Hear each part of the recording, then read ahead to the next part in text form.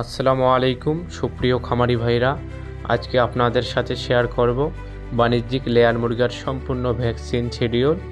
প্রথম দিন থেকে 120 দিন পর্যন্ত কোন দিন কোন ভ্যাকসিন দিতে হবে এবং প্রয়োগ করবেন। চলুন শুরু করি। প্রথমে ম্যারেক্স প্লাস বার্ড ফ্লু কোম্পানির সাথে কথা বলে একদিন বয়সে দিতে হবে।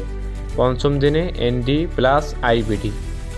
এনডি হচ্ছে রানীক্ষেত, আইবি হচ্ছে ব্রঙ্কাইটিস ঠান্ডার ভ্যাকসিন। 7তম দিনে এনডি প্লাস আইবিডি, এটা হচ্ছে গাম্বড়ো এবং রানীক্ষেতের কিল্ট ভ্যাকসিন, চামড়ার নিচে দিতে হবে। 10তম দিনে আইবিডি করতে হবে।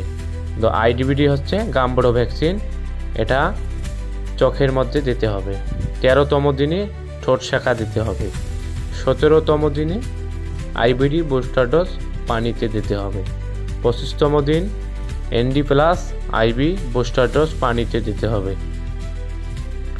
40তম দিন কলাইজা ভ্যাকসিন প্রথম ডোজ ঘাড়ের চামড়ার নিচে দিতে হবে। 50তম দিন H9 ঘাড়ের চামড়ার নিচে দিতে হবে। 70তম দিন H9 বুস্টার ডোজ ঘাড়ের চামড়ার নিচে দিতে হবে। 80তম দিন কলাইজা ভ্যাকসিন বুস্টার ডোজ ঘাড়ের চামড়ার নিচে দিতে হবে। 90তম দিনে ঠোঁট কাটা। 105 দিনে ফাউল কোলেরা রানে অথবা ঘাড়ে, যে কোনো দুই জায়গার এক জায়গায় দিতে পারবেন। 120 দিনে এনডি আইবি ও এডিএস রানে অথবা ঘাড়ে করতে হবে। প্রতি 2 মাস পর পর H9 এবং শীতকালে অবশ্যই H5 করতে হবে।